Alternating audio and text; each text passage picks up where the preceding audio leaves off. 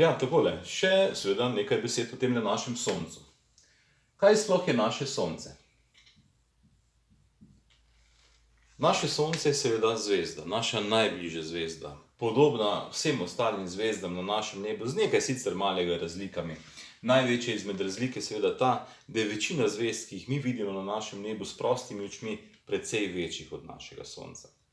To pomeni, da sonce v galaksiji ni neka velika zvezda, da je v resnici manjša srednja zvezda. In kako velika zvezda je naše sonce v primerjavi z ostalimi zvezdami, ki jih vidimo s prostimi očmi, si bomo pogledali v našem naslednjem filmu. Pravi, pogovarjamo se o velikosti planetov in pa seveda o velikosti zvezd. Kako veliki so tele naši objekti v tem našem vesolju? Začnemo pa z našo luno. Naša luna je 5. največja luna v našem osončju. Ni tako majhen objekt, je le malo manjša od planeta Merkur. Sedaj imamo planete našega osončja zložene po velikosti, od najmanjšega Merkurja do največjega Jupitra. Naša Zemlja je seveda največja izmed tako imenovanih kamnitih planetov in še vedno veliko manjša od tako imenovanih plinastih planetov tega našega osončja. Saturn je sedaj prikazan tukaj brez prstanov, Jupiter je pa seveda naš največji planet v osončju. To je pa že naše Sonce, naša matična zvezda, največji objekt v našem osončju. Seveda, večina zvezd na našem nebu, ki jih vidimo s prostimi očmi, je kar precej večjih od Sonca. Sirij je naša najsvetlejša zvezda na nebu, zato ker je dokaj blizu. Polluxa vidimo v ozvezdju Dvojčkova, Arcturja v ozvezdju Volarija, Aldebarana vidimo v ozvezdju Bika, Rigel v ozvezdju Oriona. Potem imamo še eno malce večjo zvezdico, zvezdo Pištolo v ozvezdju Strelca, pa Antaresa v Škorpionu, granatno zvezdo v Kefeju, še malo večjo zvezdo smo našli v ozvezdju Laboda. Ta zvezda je tako velika, da bi lahko vanjo spravili več kot pa milijardo naših sonc. Iz česa je naše sonce? Da izvemo odgovor, iz česa je naše sonce, moramo najprej ponoviti malce agregatna stanja snovi. Ukolikor se o agregatnih stanjih snovi še niste pogovarjali v šoli, se ne skrbite, se boste kmalu. Torej poznamo 3 osnovna stanja snovi na Zemlji, kot so seveda trdno stanje, tekoče stanje in seveda tudi plinasto stanje. Primer trdnega stanja snovi je kamen, primer tekočega stanja snovi je voda, primer plinastega stanja je recimo naše ozračje. To so seveda sestavljeni različnih plinov.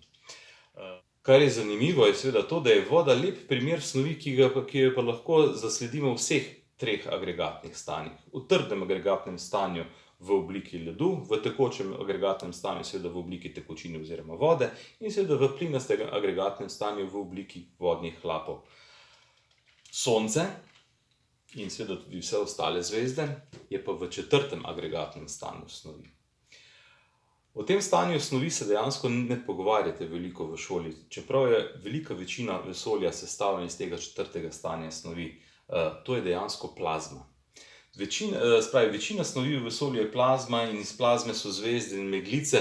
In kako si lahko sploh zamislite našo plazmo? Dejansko plazmo si lahko zamislite kot neke vrste izredno vroče pline. Čeprav poznamo seveda tudi hladno plazmo v neonskih svetilkah. Naše Sonce, tako kot vse ostale zvezde, je seveda sestavljeno iz izredno vročih plinov oziroma seveda plazme. Kako vroče je tole naše Sonce? Na površini Sonca smo izmerili temperaturo približno 5700 stopinj Celzija.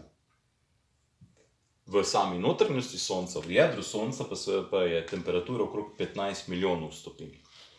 Včasih vidimo na Soncu kakšne malce temnejše pike oziroma sončeve pege.